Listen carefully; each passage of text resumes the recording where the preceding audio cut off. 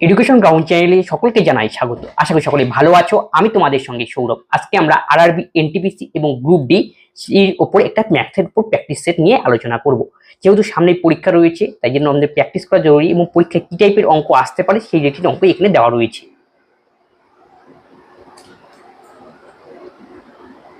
প্রথম অঙ্ক বলা হয়েছে ভূমি থেকে পি এবং কিউ দূরত্বে এবং একই সরলরেখার দুটি বিন্দু থেকে একটি টাওয়ারের শীর্ষের উন্নতি কোণ যথাক্রমে 27 ডিগ্রি এবং 63 ডিগ্রি হলে টাওয়ারের উচ্চতা কত? এটা ত্রিকোণমিতি রিলেটেড অঙ্ক। তোমাকে ছবি অঙ্কন করতে হবে। ভূমি থেকে পি এবং কিউ দূরত্বে একই সরের দুটি বিন্দু থেকে একটি টাওয়ারের শীর্ষের উন্নতি কোণ। এরকম দুটো পয়েন্ট রয়েছে। পি, ভূমি থেকে পি দূরত্বে, মানে এখান থেকে এতটুকু দূরত্ব হলো পি, আবার কিউ এতটুকু হলো কিউ।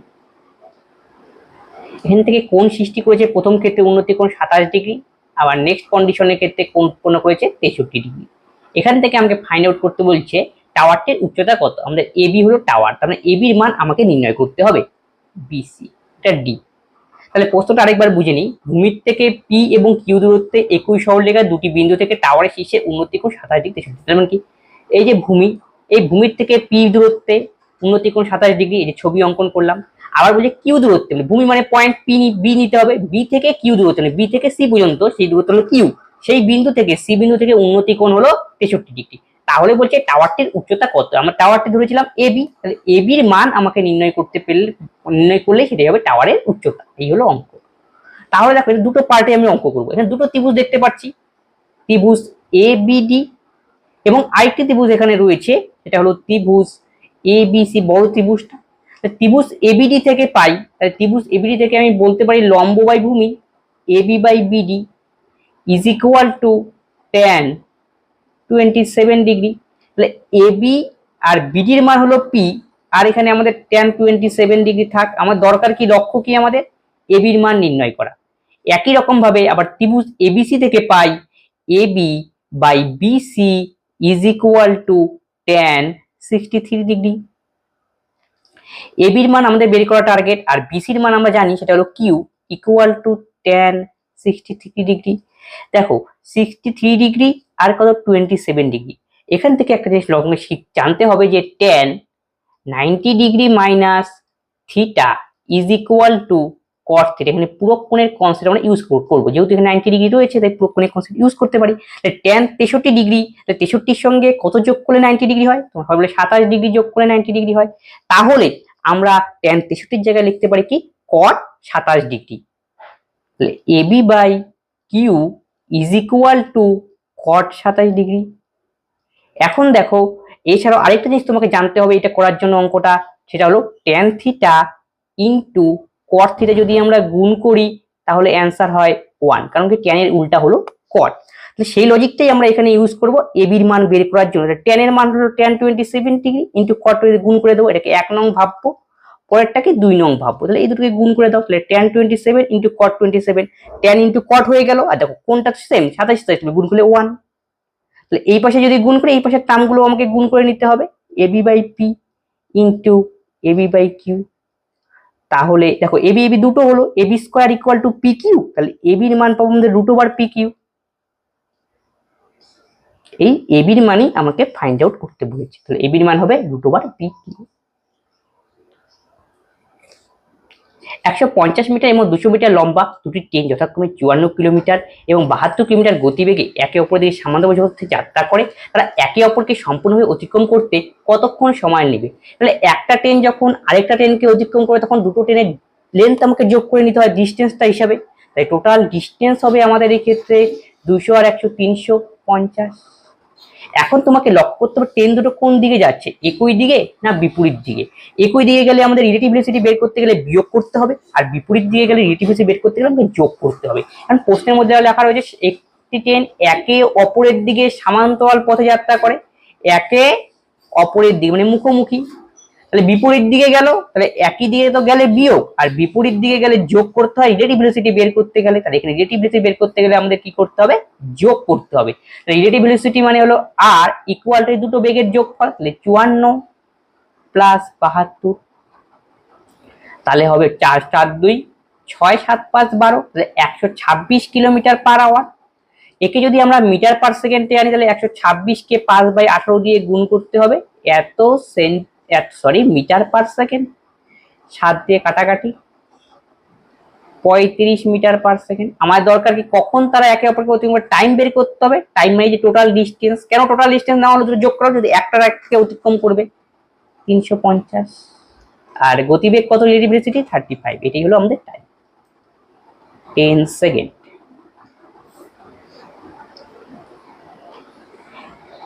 একটি কোম্পানির ব্যবহারকারীর সংখ্যা প্রতি বছর গড়ে 20% হারে বৃদ্ধি পায়। যদি কোম্পানির বর্তমান ব্যবহারের সংখ্যা 5400 জন হয় তাহলে 2 বছর আগের ব্যবহারকারীর সংখ্যা কত ছিল। এটা হলো সমাহার বৃদ্ধি আর সমাহার হ্রাস রেটের অঙ্ক। কত পার্সেন্ট হারে বৃদ্ধি করতে বলছে? 20%। 20% এর ফ্র্যাকশন ফর্মে আমরা জানি 1/5, যদি আমরা ফ্র্যাকশনে দেখি তাহলে প্রথম বছরে যদি সেটা 5 থাকে তাহলে পরের বছরে যেহেতু কি বৃদ্ধি পেয়েছে তাহলে 5-এর সঙ্গে একটা আমাকে যোগ করে দিতে হবে, সেটা হবে 6। এই ঘটনাটা ঘটেছে কতবার এরকম? 2 বছরে ক্ষেত্রে সাকসেসিভ কেস, তাহলে 5 স্কোয়ার করবো আমরা 25, 6 স্কোয়ার হলো 36। এখানে দেখতে হবে তোমার কিসের মান দেওয়া রয়েছে, পূর্বের না নতুনের। এখন দেখো কোম্পানির বর্তমান ব্যবহারকারীর সংখ্যা, বর্তমান মানে নতুনের ভ্যালু দেওয়া রয়েছে 36 এর ভ্যালু, আমাকে বের করতে হচ্ছে আগের ব্যবহারকারীর সংখ্যা ছিল মানে 25 এর ভ্যালু আমাকে বের করতে হবে। তাহলে এখান থেকে আমি দেখতে পারি 36 এর ভ্যালু 5400, তাহলে একের ভ্যালু আমরা পাবো 5400/36। আমাদের টার্গেট হলো পূর্বের ভ্যালু বের করা, এটা হলো 25 × 25। 18 দিয়ে একবারে কাটাকাটি যাচ্ছে, 3 8 54, 18 দোকানে 36, 2 দিয়ে কাটলে 150, 5 9 75 এর 5, 15 দোকানে 30 আর 7 37, তাহলে 3750। নেক্সট অঙ্ক, একটি 2 অঙ্কের সংখ্যা তার অঙ্ক দুটির যোগফলের 4 গুণ। অঙ্ক দুটিকে উল্টে লিখলে যে সংখ্যাটি আমরা তৈরি হয় তা আসল সংখ্যার চেয়ে 27 বেশি হবে, সংখ্যাটি কত? এই টাইপের অঙ্ক সবচেয়ে বেস্ট হয়ে হলো অপশন টেস্ট করা। এখন সংখ্যা তুমি যে কোনো একটা ধরে নাও, প্রথম সংখ্যা দিয়ে টেস্ট করা শুরু করি। প্রথম সংখ্যা 27। তাহলে প্রশ্ন কি বলছে? 2 অঙ্কের সংখ্যা তার অঙ্ক দুটির যোগফলের 4 গুণ। তাহলে অঙ্ক দুটি যোগ করো দেখি, 7 আর 2 9। তাকে দেখো 4 গুণ করলে কি হয়? না, 4 গুণ করলে কত হয়? 4 দোকান 36, মিলছে না, এটা আমাদের অপশন হবে না। তাহলে পরেরটা আমি চেক করবো। তারপর এটা যদি না হতো তাহলে পরের কন্ডিশনটা আমি চেক করতাম। এবার দেখি নেক্সট কন্ডিশন, নেক্সট সংখ্যাটা নেই, তাহলে অপশন বি নম্বরটা নেব, সেটা 36। এখন কি বলছে? অঙ্ক দ্বয় যোগ করতে, 6 আর 3 9 যোগ করো 9। এই সংখ্যাটি বলছে 4 গুণ ইন্টু 4 করো, 4 গুণ করলো 36 সমান আসলো। হ্যাঁ, ফার্স্ট কন্ডিশন হোল্ড করলো। এবার সেকেন্ড কন্ডিশন কি বলছে? এখন অঙ্কগুলিকে উল্টিয়ে লিখলে যে সংখ্যাটি পাওয়া যায় তা আসলের সংখ্যার চেয়ে 27 বেশি। এখন এই সংখ্যাটিকে উল্টিয়ে লিখতে বলা হয়েছে, সেটা কত হবে? 63। এখন দেখতে হবে সেটা আসলের চেয়ে কত বেশি, 27 বেশি। এখন বিয়োগ করে দাও, দেখো 27 বেশি হয় কিনা। 13 থেকে 6 বিয়োগ করলে 7, 6 থেকে 4 বিয়োগ 2 27। এই যে প্রত্যেকটা কন্ডিশনই মিলে গেল, তার মানে অপশন বি হবে সঠিক উত্তর। পরের এগুলো তোমাকে চেক করার দরকার নেই। দুবার পরপর বিক্রি করার পর একটি পণ্যের মূল্য 1800 টাকা থেকে 2277 টাকায় হয়, তবে দ্বিতীয় বিক্রেতার 15% লাভ হলে প্রথম বিক্রেতার লাভ কত? তাহলে 1800 টাকা ছিল, প্রথমবার 15% লাভ হলো, তাহলে 115/100। দ্বিতীয় ক্ষেত্রে লাভের হার আমাকে বের করতে, জানি না x%, তাহলে 100 + x, যেহেতু লাভ হচ্ছে তাই যোগ করতে হবে আমাকে বাই 100। আলটিমেট দাম দাঁড়ালো 2277 টাকা। এখানেই বলছে দ্বিতীয়টা ক্ষেত্রে পার্সেন্টেজ কত লাগে, সেটাই আমাকে বের করতে হবে। তাহলে কাটাকাটি, এই 0 এই 0 গেল। 9 দিয়ে আমরা কাটাকাটি করতে পারি, 9 দোকানে 18, 9 দোকানে 18, 22 থেকে 18 গুলে 4 47, 5 নং 45, 2 3 নং 27। 23 দিয়ে কাটাকাটি যাচ্ছে, 5 23 কে 23, 2 1 11, 5 দোকানে 10, এই যে একটা 0, তাহলে 100 + x = 110। তাহলে x এর ভ্যালু আমরা পাবো 10, 10% হবে সঠিক উত্তর। একটি নির্দিষ্ট পরিমাণ অর্থ নির্দিষ্ট পার্সেন্ট হারে সুদে 3 বছর হবে। এটা 3 বছরে 7440 টাকা এবং 5 বছরে 8400 টাকা আসল হয়, তবে সুদের হার নির্ণয় করতে বলছে, আসল আর সুদের হার। তাহলে কন্ডিশন কি? সিম্পল ইন্টারেস্টের অঙ্ক।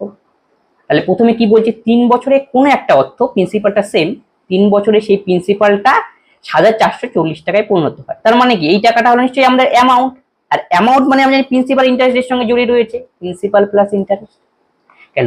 সেই অর্থটাই 5 বছরে সুদে আসলে গিয়ে দাঁড়ায় 8400 টাকা।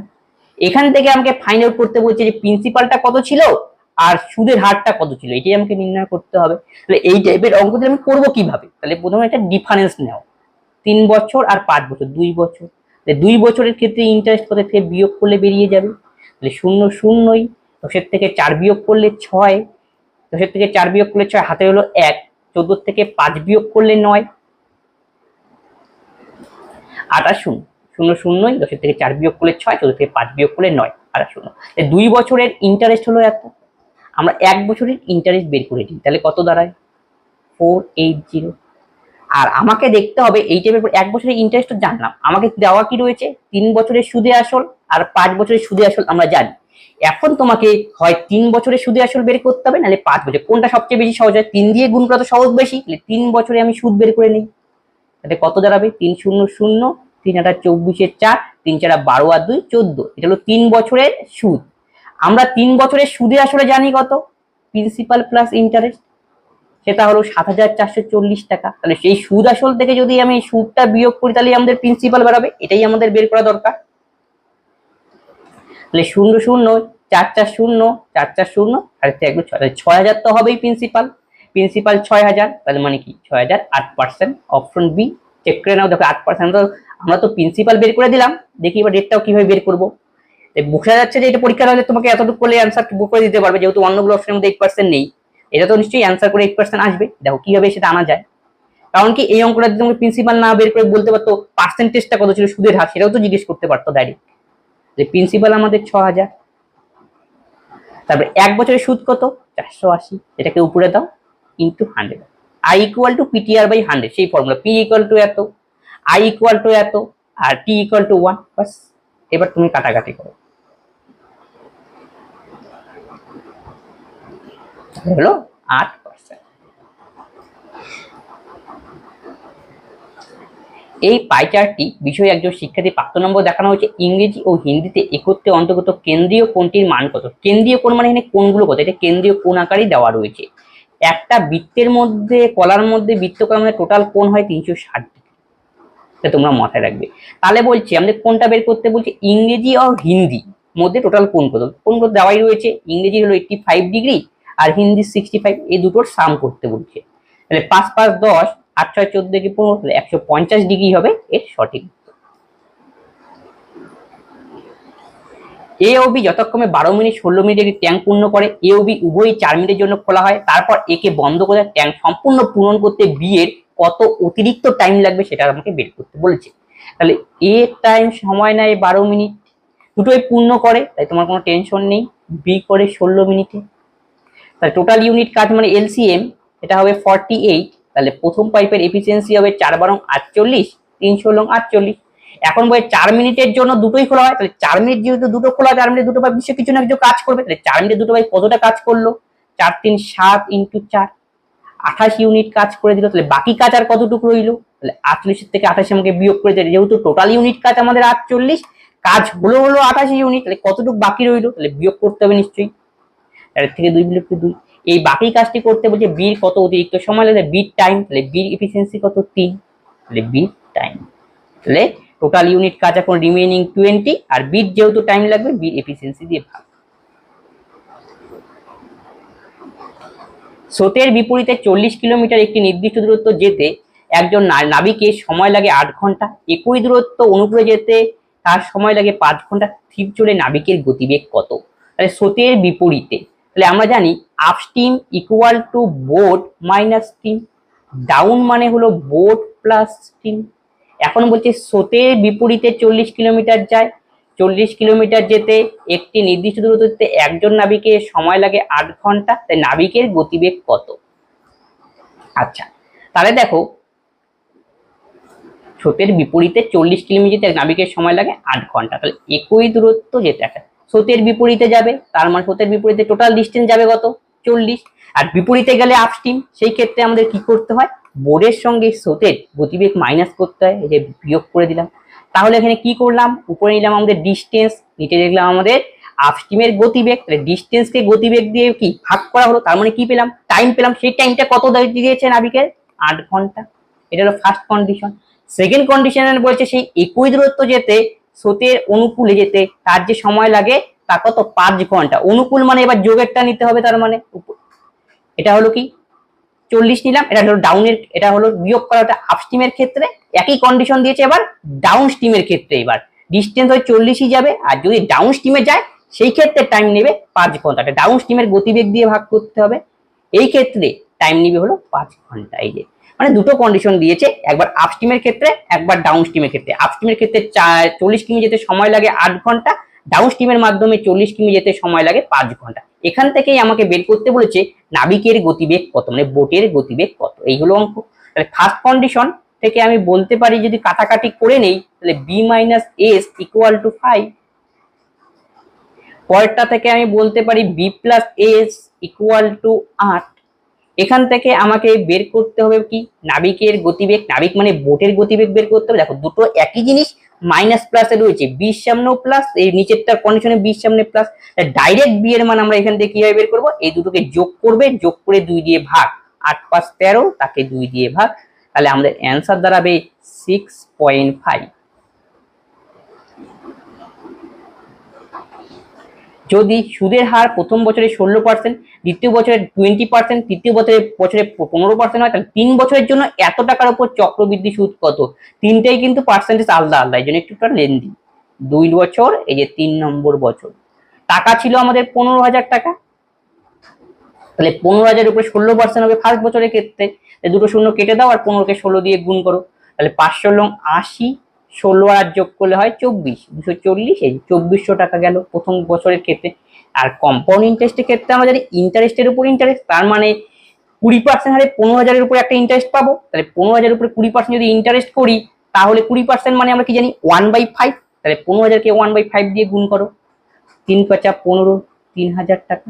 তারপরে কম্পাউন্ডেশন নিয়ম কি ইন্টারেস্টের উপর ইন্টারেস্ট, 2400 আগে ইন্টারেস্ট, তার উপরেও ইন্টারেস্ট হবে কত পার্সেন্ট, 20%, মানে 1/5। একে 1/5 দিয়ে গুণ করে দাও, 5 20 দিয়ে গুণ করো, 24 দোকানে 48, 480। 20% না, দুটো শূন্য থাকে, দুটো শূন্য আউট, তোমাকে যেইভাবে ক্যালকুলেশন সুবিধা সেইভাবে করতে হবে।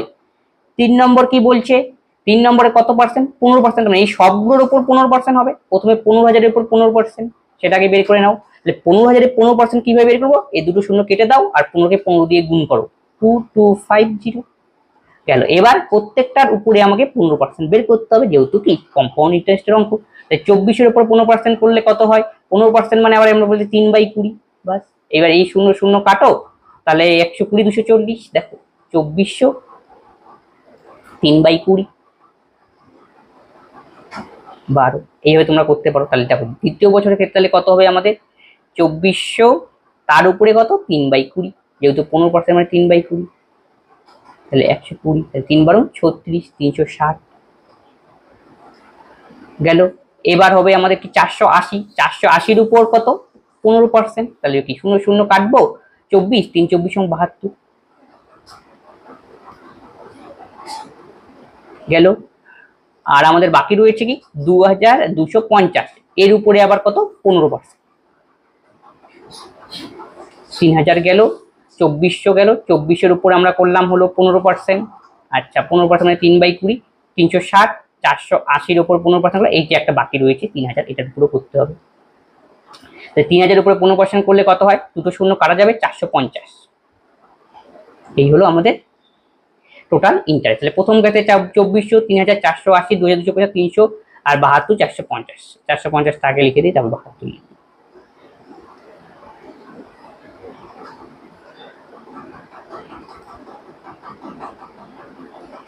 এখন সবগুলোকে আমাকে যোগ করতে হবে, সেটাই হবে আমাদের টোটাল চক্রবৃদ্ধি সুদ। 0 0 5 5ই গেল, তারপরে 4 2 6, 3 2 5 আর 2 7, 7650, তাহলে 0 0 8 6 14, 4 3 7 1 8, তাহলে 450 আর 72, 2 2 7 5 12, 12 4 16, 5 21, হাতে হলো 2, 4 2 6, 8 6 14, 6 20, 20 0 আর 7 আর 2 9, তাহলে 9012 হবে কারেক্ট উত্তর। বিনোদ এবং মনোজের বর্তমান বেতনের অনুপাত 6:7, তাহলে দুজনের বেতন যদি এত টাকা হয় তাহলে অনুপাত 8:9। তাহলে কি বলেছে, বিনোদ আর মনোজ এদের বেতনের অনুপাত 6:7। এখন বলছে প্রত্যেকেরই বেতন 16,000 করে বৃদ্ধি পেলো, এখন বৃদ্ধি পাওয়ার পরে নতুন অনুপাত দাঁড়ালো 8:9। তাহলে মনোজের পূর্বের বেতন কত ছিল সেটাই আমাকে নির্ণয় করতে বলেছে, মানে 7-এর ভ্যালু আমাকে নির্ণয় করতে হবে। দেখো বাড়লো কত, 1, বাড়লো কত 2, এই বাড়লো কত 2, তাহলে বাড়লো হলো 2। এই যে 2 ইউনিট বাড়লো তার ভ্যালু হলো 16,000, তাহলে 1-এর ভ্যালু আমরা পাবো 8,000। এখান থেকে বের করে মনোজের বর্তমান বয়স কত, বর্তমান বেতন কত, তাহলে মনোজের কত 7, 7-এর ভ্যালু 7-8 56, 1 2 3। এবিসি ত্রিভুজের এবি এত, এই অভ্যন্তর দ্বিখণ্ডিত ডি বিন্দুতে বিসি তে ছেদ করেছে, BD equal to DC equal to C এর মান কত, তার মানে একটা ত্রিভুজ তোমাকে অঙ্কন করে নিতে হবে। এই যে একটা ত্রিভুজ এ বি সি, এবি হলো 8 এবং একে অভ্যন্তর ডি বিন্দুতে ছেদ করেছে, এই যে ডি বিন্দু, বিসি কে ছেদ করেছে এবং বিডি হলো 6 এবং সিডির মান দেওয়া রয়েছে 7.5। এখান থেকে আমাকে বের করতে বলছে এসির ভ্যালু কত, এই হলো অঙ্ক। এই দেখো এখানে দুটো ত্রিভুজ দেখতে পাচ্ছি, ত্রিভুজ এবিডি, আরেকটি ত্রিভুজ হলো ত্রিভুজ এডিসি। এই দুটো ত্রিভুজ হলো একে অপরের সঙ্গে সদিশ, সদিশ হলে কি হয়, কোসপন্ডিং বাহুগুলোর অনুপাত সমান হয়। তাহলে এবি বাই বিডি আমি লিখতে পারি এসি বাই সিডি। তাহলে এবির মান হলো 8, বিডির মান হলো 6, এসির মান আমাকে নির্ণয় করতে বলেছে আর আর এসির মান আমাকে নির্ণয় করতে বলছে আর সিডির মান হলো 7.5। এই হলো অঙ্ক। কাটাকাটি করে দাও, 2 দোকানে 4, 3 দোকানে 6, 3 দিয়ে কাটাকাটি, 3 দোকানে 6, 1, 3 5 15, তাহলে এসি হবে আমাদের 10, 4 5 করে 10।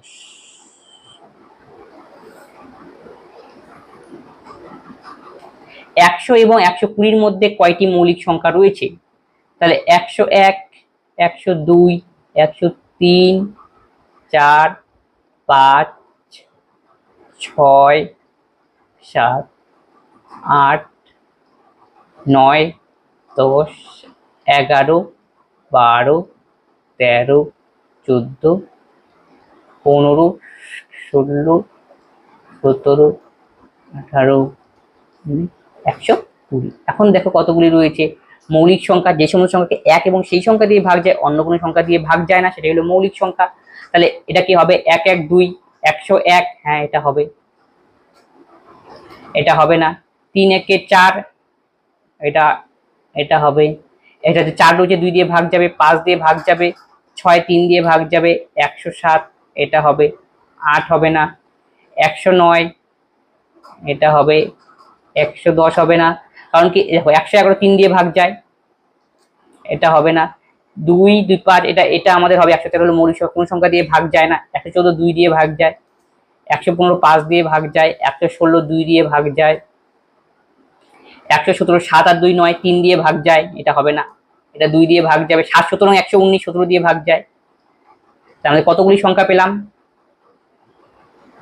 101 1 2 3 4, এই যে একটা 5।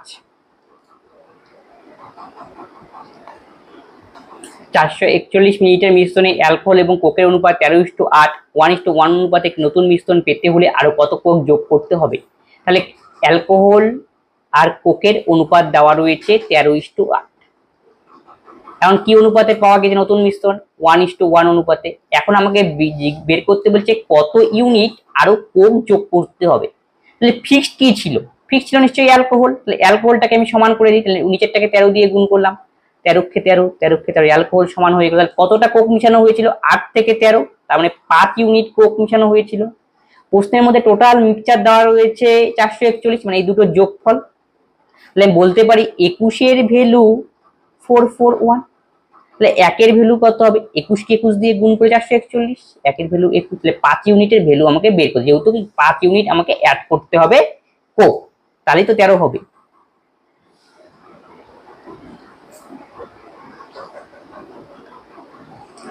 ভূমির ব্যাসার্ধ তার উচ্চতার সমান একটি সমকোণী বৃত্তাকার শঙ্কুর আয়তন এবং একটি অর্ধগোলকের আয়তনের সমান, তাই শঙ্কুর ব্যাসার্ধ অর্ধগোলকের ব্যাসার্ধের অনুপাত কত।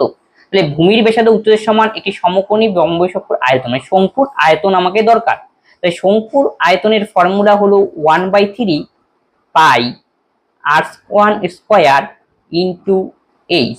এখন বলছি শঙ্কুর ব্যাসার্ধ আর উচ্চতা সমান, তাহলে আমি এখান থেকে লিখতে পারি 1/3 পাই এইচ এর জায়গায় তার মানে R1 বসাবো আমরা, তাহলে R1 কিউব ফার্স্ট কন্ডিশন। এবার কি বলছে কি অর্ধগোলকের আয়তনের সমান, তাহলে অর্ধগোলকের আয়তনের ফর্মুলা হলো 2/3 পাই আর কিউব, এটা R2 ধরে নিলাম। এখন বলছে এখান থেকে শঙ্কুর ব্যাসার্ধ আর অর্ধগোলকের ব্যাসার্ধের অনুপাত কত, মানে R1:R2 এর মান। তাহলে দুটো যেহেতু আয়তন সমান, তাহলে আমি দুটোকে সমান করে দিতে পারি।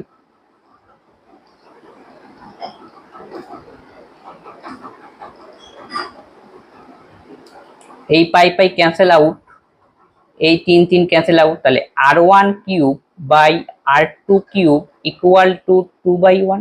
তাহলে R1/R2 ইকুয়াল টু এখানে √2, কিন্তু যদি ঘনমূল তাই 3 বসবে আর এখানে 1 হবে। 9, 15, 1, 15, 14, 14, 6 সংখ্যাগুলির মধ্যমান হলো 11, তবে x এর মান নির্ণয় করো। মধ্যমান মানে কি, মাঝখানে থাকবে। আর এই টাইপের যখন অঙ্ক দিবে রাশি দিবে তখন তোমাকে ছোট থেকে বড় হিসেবে সাজিয়ে নিতে হবে। সবার ছোট কোনটা রয়েছে 1, তারপরে রয়েছে আমাদের 4, তারপরে যাবে হলো আমাদের 9, তারপরে 9 14 হবে, 15। তাহলে দেখো কি কি গেল, 1 আমাদের হয়ে গিয়েছে, 1 4, তারপরে 9 আমাদের দুটো ছিল, দুটো লেখা উচিত, এই যে 9 দুটো, তারপরে 14 হলো একটা, আর 15 হলো একটা দুটো, 15 হলো দুটো। এখন x বাকি, বলছে মধ্যমান কত 11। মধ্যমান মানে কি, মাঝখানে একটা টোটাল টার্ম দেখি কতগুলো রয়েছে, 1 2 3 4 5 6 7, কিন্তু আরেকটা রয়েছে সেটি হলো x। বলছে মধ্যমান হলো 11, মধ্যমান মানে কি মাঝখানে, তাহলে টার্ম কয়টা, 8টা টার্ম। তাহলে মাঝখানে কত হলে 2 দিয়ে ভাগ করতে হবে, 4 নম্বর টার্ম, 1 2 3 4 নম্বর টার্ম। আর 5 নম্বর টার্মের এভারেজটাই হবে আমাদের কি মধ্যমা। আবার বলছে মধ্যমা 11, তাহলে 11 কার কার মধ্যে রয়েছে, 9 আর 14 এর মধ্যে। তাহলে x যেহেতু আরেকটা টার্ম, এটা আমরা তো লিখিনি, সেটা 9 আর 14 এর মাঝখানে হবে। তাহলে আমাদের মধ্যমা কত হবে, যেহেতু এখানে কতগুলো টার্ম, 8টা টার্ম, তাহলে 8 কে 2 দিয়ে ভাগ করবো, 4 নম্বর টার্ম আর 5 নম্বর টার্মের এভারেজই হবে আমাদের মধ্যমার মান। তাহলে 9 প্লাস এক্স ডিভাইডেড বাই 2, আর মধ্যমা দেওয়া রয়েছে 11, তাই 9 প্লাস এক্স ইকুয়াল টু 11 দোকানে 22, এক্স ইকুয়াল টু 13। এবিসিডি একটি রম্বস, এসিবিডি কর্ণ দুটি অভিমুখে ছেদ করেছে কোণ সিডি ও 50 ডিগ্রি, তাহলে কোণ ডিএবির মান কত।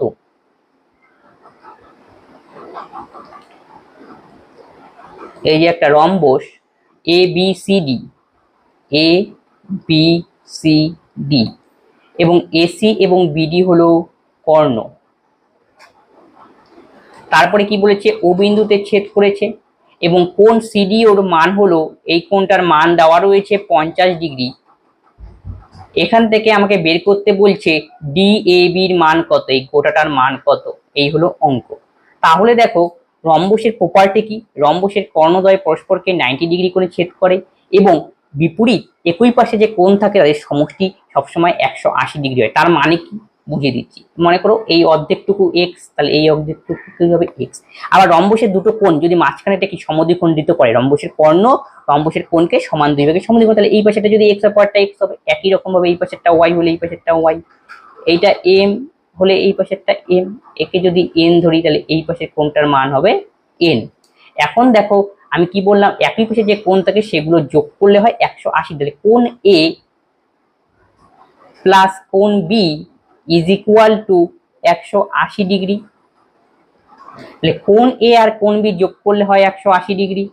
আবার আমরা এখান থেকে বলতে পারি কোণ বি প্লাস কোণ সি ইজ ইকুয়াল টু 180, কোণ সি প্লাস কোণ ডি ইকুয়াল টু 180, কোণ এ প্লাস কোণ ডি ইজ ইকুয়াল টু 180। এ কোণ এ মানে আমি বলতে পারি 2x, আর কোণ বি মানে বলতে পারি 2y ইজ ইকুয়াল টু 180। তাহলে x plus Y is equal to 90 degree. একই রকম ভাবে কোণ বি আর কোণ সি হলো 180 ডিগ্রি। দেখো কোণ বি আর কোণ সি তাহলে ওয়াই ওয়াই, তার মানে কি ওয়াই প্লাস এন হবে 90 ডিগ্রি। একই রকম ভাবে কোণ সি আর কোণ ডি, তার মানে এন এম প্লাস এন হবে 90 ডিগ্রি। আবার কোণ এ আর কোণ ডি, কোণ এ ডি তাহলে এক্স প্লাস এম হবে 90 ডিগ্রি। এখানে দেখো কিসের মান দেওয়া রয়েছে, সিডিও সিডিও সিডিও, তাহলে সিডিও মানে এই কোণটার মান দেওয়া রয়েছে সিডিও। এই দেখো সি, এটা হলো ও, তাহলে কোণ সিডিও মানে কি সিডিও, সিডিওর মান দেওয়া রয়েছে 50 ডিগ্রি, আর সিডিও মানে হলো এম, তাহলে এম এর মান 50 ডিগ্রি। তাহলে আমাদের এখানে দেখা রয়েছে এম এর মান 50 ডিগ্রি। তাহলে আমাদের কিসের মান বের করতে হবে, আমাকে বের করতে বলছে কোণ ডি এ বি এর মান, তাহলে ডি এ বি মানে 2x এর মান, তার মানে x এর মান জানলেই আমাদের হবে। তাহলে m এর মান যদি 50 ডিগ্রি হয়, m এর মান 50 ডিগ্রি হলে x এর মান 40 ডিগ্রি। ক্লিয়ার? m এর মান যদি 50 ডিগ্রি হয় তাহলে x এর মান হবে 40 ডিগ্রি। এই যে লাস্ট কন্ডিশন থেকে পেলাম, তাহলে x এর মান 40 ডিগ্রি। তাহলে x এর মান 40 হলে 2x বের করতে হবে, তাহলে 2x মানে 40 দোকানে 80 ডিগ্রি।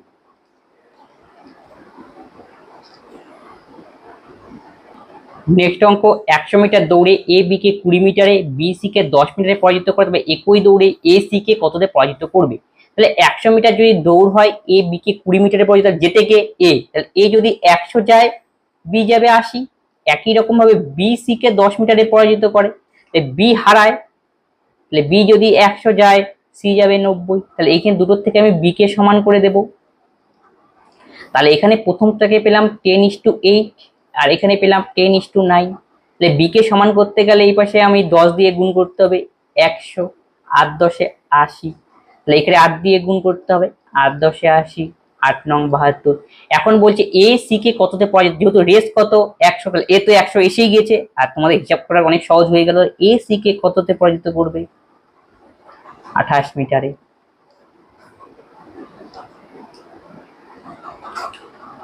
24 লিটার মিশ্রণে অ্যাসিড ও জলের অনুপাত 3:5, মিশ্রণে 6টা জল যোগ করলে নতুন মিশ্রণে অ্যাসিড ও জলের অনুপাত কত হবে।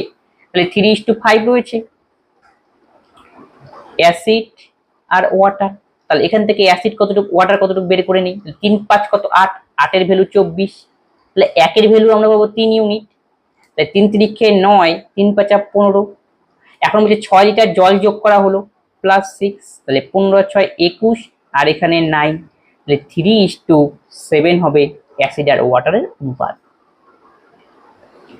একটি সমান্তরাল প্রগতির প্রথম 20টি পদের যোগফল, যার প্রথম 5টি পদ, প্রথম পদটি হলো 5, সাধারণ পার্থক্য 4 হলে তাহলে যোগফল নির্ণয় করতে বলছে। তাহলে দেখো সমান্তর প্রগতি মানে কি, মনে করো 2 4 6 8 10, এই গ্যাপটা সমান থাকবে, সেটি হলো সমান্তর প্রগতি। দেখো 2 2 2 2 করে বাড়লো। তখন বলছে সমান্তর প্রথম 20টি পদের যোগফল, যোগফল যার প্রথম যোগফল নির্ণয় করতে বলছে, আর প্রথম পদটি 5, সাধারণ পার্থক্য 4, মানে প্রথম 20টি পদের যোগফল কত হবে, সাম কত হবে সেটাই আমাকে নির্ণয় করতে বলেছে। আর এখানে প্রথম পদ দেওয়া রয়েছে 5, আর সাধারণ পার্থক্য মানে এই ডিফারেন্সটা 2 2 করে, সেটা এখানে 2 এর জায়গায় 4 বলেছি, ডিফারেন্সটা হলো 4। এখন বলছে টোটাল সাম কত আমাকে নির্ণয় করতে হবে। সমান্তর প্রগতির একটা ফর্মুলা রয়েছে, সেটা হলো Tn equal to a plus n minus 1 into D. Tn মানে কি, কোনো একটা সিরিজ চলতে থাকবে 2 4 6 8, শেষের টার্মটা কি হবে সেটা হলো Tn। এই Tn এর মানটাই আমাকে আগে বের করতে হবে। কেন, যেহেতু সাম বের করার আমরা ফর্মুলা জানি একটা, সেটা হলো n/2 is equal two a plus l। a মানে হলো প্রথম পদ, l মানে শেষ পদ, তার মানে a মানে প্রথম পদ দেওয়াই রয়েছে, শেষ পদটা বের করলেই আমাদের হবে। তার শেষ পদ মানে Tn পদ মানে কি শেষ পদটা, আর এ মানে প্রথম পদ 5 ইন্টু এন মানে কতগুলো টোটাল পদ রয়েছে, প্রথম 20টি মানে 20 মাইনাস 1, পার্থক্য কত, ডি মানে পার্থক্য। তাহলে একটা ক্যালকুলেশন করে দাও, 20 থেকে 1 গেলে কত হয় 19, 4 19 76, আর 5 হলো 81। তাহলে শেষ পদটা কি ছিল, এরকম একটা সিরিজ চলতেছিল, সিরিজটা চলতে চলতে চলতে শেষ পদটা হলো 81, যার প্রথম পদটা কত 5।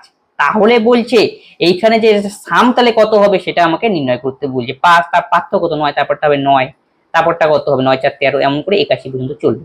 তাহলে বলছে এই সিরিজ যদি চলে তাহলে এর সামটা কত হবে, Sn ইকুয়াল টু, সাম বের করার formula n/2 a plus l। তাহলে n মানে কতগুলি পদ? 20টি পদ। তাহলে 20কে 2 দিয়ে ভাগ করতে হবে, তাহলে 10 ইন্টু a প্লাস l, প্রথম পদ 5, a হলো প্রথম পদ, l মানে শেষ পদ, সেটা হলো 81, tn পদতেই শেষ পদ। তাহলে 81 আর 5 যোগ করলে 86, তাহলে অ্যান্সার দাঁড়াবে 860।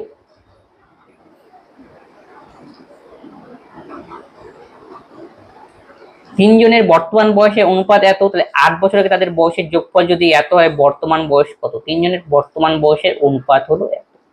তাহলে 8 বছর আগে তাদের যোগফল 56 ছিল, তাহলে 8 বছর আগে যদি 56 থাকে, তাহলে বর্তমান বয়স কত সেটা বের করে নিই। এটা হলো কি? তাদের বয়সের যোগফল, 8 বছর আগে তাদের বয়সের যোগফল। তাহলে বর্তমান বয়স কত হবে? প্রত্যেকের 8 করে বাড়বে, তাহলে 56, প্রত্যেকে যদি 8 করে বাড়ে, 3 8 24, 6 4 10, 5 2 7 থেকে 8। এটাই হলো তাদের বর্তমান বয়সে তিনজনের সাম।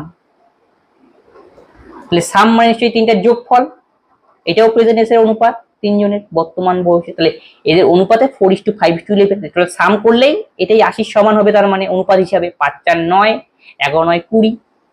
তাহলে 20-র ভ্যালু হলো 80, একের ভ্যালু আমরা পাবো 4। তাহলে প্রেজেন্ট এজ গুলো বের করে নিই। তাহলে প্রথম জনের প্রেজেন্ট হবে 4 4 16, দ্বিতীয় জনের 20, আর তৃতীয় জনের হবে 44।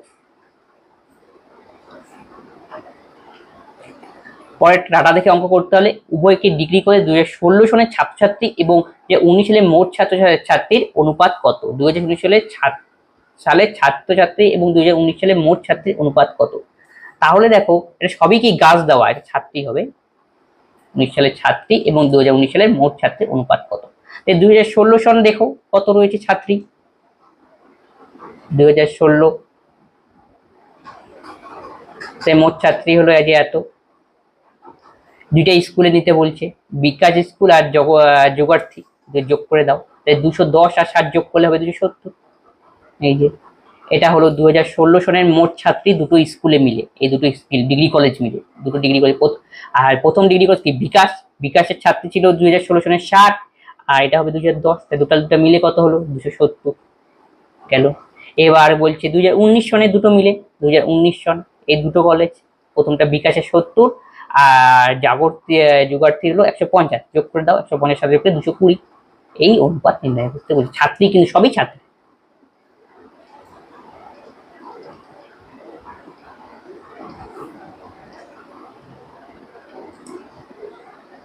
দশটি পর্যবেক্ষণের গড় দেওয়া রয়েছে 40, ভুল করে 45-এর মানটি 15 নেওয়া হয়েছে, সঠিক গড় কত? 45টা নেওয়ার কথা ছিল কিন্তু নিয়েছে 15। এই নেওয়ার ফলে নিশ্চয়ই এভারেজটা পরিবর্তন হবে, অরিজিনাল এভারেজটা। অরিজিনাল এভারেজটা কতটা বাড়বে বা কমবে? তাহলে 45 প্লাস 45 দিলাম, তার জায়গায় নিলে 15, প্লাসে আসে তার মানে বাড়বে, ক্যালকুলেশন যে মাইনাস আসবে তাহলে কমবে। তাহলে ওভারঅল এভারেজটা কত বাড়বে বা কমবে আমরা হিসাব করে নিই। টোটাল সংখ্যা কত ছিল? 10 দিয়ে ভাগ করে দাও। তাহলে 45 থেকে 5 গেলে কত হয়? 15 গেলে 5 5 0 4 3 30, 30কে 10 দিয়ে ভাগ। তাহলে কি চিহ্ন সাইন আসছে? প্লাস, তার মানে বুঝতে হবে বাড়লো। তাহলে এখন তাহলে সঠিক গড় ছিল আলটিমেটলি 43। এইখানেই যদি মাইনাস সাইন আসতো এটা, তখন আমাদের বিয়োগ করতে হতো, তখন হতো 37 অ্যান্সার। পরেরটা সিম্পলিফিকেশন অঙ্ক। দেখো সবগুলোকে নিচেরটা আমাদের লসাগু করতে হবে। তাহলে একটা 4টা শূন্য, তাহলে 10 রয়েছে, একটা শূন্য কাটা দাও, 3টা শূন্য, তাহলে 2000,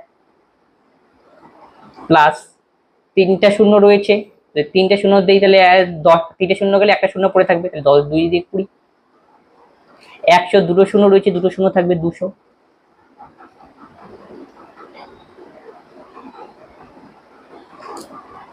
প্লাস 4টা শূন্য, তাহলে 2 বসবে। 2000 থেকে যদি 200 আমরা বিয়োগ করি তাহলে কত হয়? 2000 থেকে 200, 1800, প্লাস 22, আর নিচে একটা 4টা শূন্য, তাহলে 1822। নিচে দাঁড়াবে একটা 4টা শূন্য, 4 ঘর পর দশমিক 1.822, সরি 4 ঘর পর, তাহলে 0.182।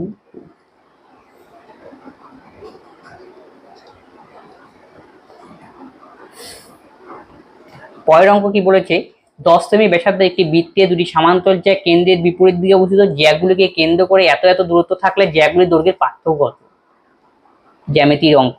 এই যে একটা বৃত্ত, যার 10 সেমি ব্যাসার্ধ, ঠিক আছে, দুটি সমান্তরাল যে কেন্দ্রের বিপরীতে, কেন্দ্র এই জ্যা মানে কি বৃত্তিতে এক প্রান্ত থেকে আরেক প্রান্ত যদি বিন্দু যোগ করি সেটা হলো জ্যা। তার মানে নিচে এখানে একটা জ্যা রয়েছে। 10 সেমি ব্যাসার্ধ দুটি সমান্তরাল জ্যা কেন্দ্রের বিপরীত দিকে, জ্যাগুলি কেন্দ্র থেকে যথাক্রমে 6 সেমি ও 8 সেমি দূরে। জ্যাগুলি কেন্দ্র থেকে, তাহলে এখান থেকে এতটুকুর দূরত্ব হলো 6, এখান থেকে এটার দূরত্ব হলো 8। তাহলে বলছে জ্যাগুলির দৈর্ঘ্যের পার্থক্য কত, মানে এবির মান আমাকে বের করতে হবে, সিডির মান বের করতে হবে, দুটোর মধ্যে ডিফারেন্স আমাকে নির্ণয় করতে হবে। এই হলো আমাদের অঙ্কের মোদ্দা কথা, জিজ্ঞেস করেছে অ্যান্সার বের করতে, AB minus CD equal to কত। তাহলে এটা হলো বৃত্তের সেন্টার, ও ধরলাম, তাহলে ও থেকে এই বিন্দু বি বিন্দু পর্যন্ত ওবি তাহলে ব্যাসার্ধ, আর ব্যাসার্ধ দেওয়া রয়েছে 10 সেমি, তাহলে ওবির মান হলো 10।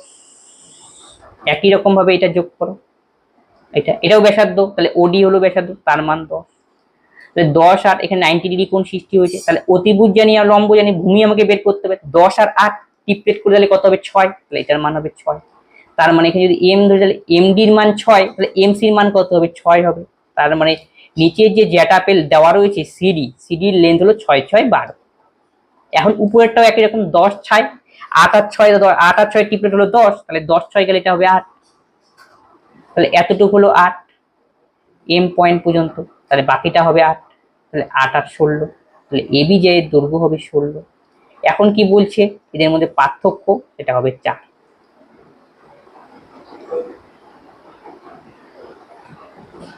একটি ত্রিভুজ এবিসি বাহু এবি দৈর্ঘ্য 2 সেমি এবং সি কোণ 60 ডিগ্রি, বি কোণ 30 ডিগ্রি, তাহলে এসি এর দৈর্ঘ্য কত?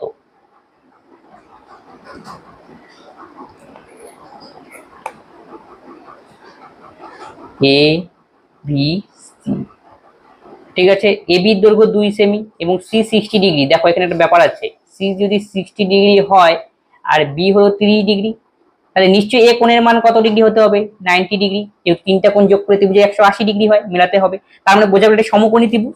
তাহলে আমরা এইভাবে একে নিয়ে বুঝতে সুবিধা হবে। তাহলে কোন কোণটা সমকোণ? তাহলে এ কোণটা সমকোণ, তাহলে এ বি এই যে সি, তাহলে এ কোণের মান 90 ডিগ্রি, আর কোণ সি কোণের মান 60 ডিগ্রি, আর কোণ বি কোণের মান 30 ডিগ্রি, কারণ টোটাল যোগ করলে 180 ডিগ্রি মিলে গেল। এবির দৈর্ঘ্য 2 সেমি, তাহলে এবির মান 2 সেমি, আমাকে বের করতে হবে কি এসির মান কত, মানে কি লম্বের মান বের করতে হবে। ত্রিকোণমিতি দিয়ে করব, এসি মানে লম্ব, ভূমি মানে এবি, লম্ব বাই ভূমি মানে tan 30 ডিগ্রি, তাহলে এসির মান আমাকে বের করতে হবে, আর ভূমির মান তো আমাদের 2, এবি ইকুয়াল টু 2 দেওয়াই রয়েছে, আর tan 30 ডিগ্রির মান হলো 1/√3, তাহলে এসি ইকুয়াল টু 2/√3।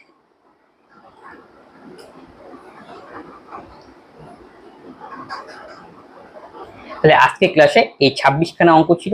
এই অঙ্কগুলি আসন্ন পরীক্ষার জন্য গুরুত্বপূর্ণ। আমরা একটা সেট তৈরি করেছি, এই টাইপের অঙ্কের পরীক্ষা আসার সম্ভাবনা রয়েছে। তবে কোনো অঙ্কে যদি তোমাদের ডাউট হয় অবশ্যই তোমরা কমেন্ট বক্সে কমেন্ট করবে, বন্ধুর সঙ্গে এই ক্লাসগুলি শেয়ার করে দাও যাতে সকলে এই ক্লাস থেকে উপকৃত হয়। তবে আজকের ক্লাস আমরা এখানেই শেষ করছি, পরের ভিডিওতে আবার দেখা হচ্ছে। ধন্যবাদ।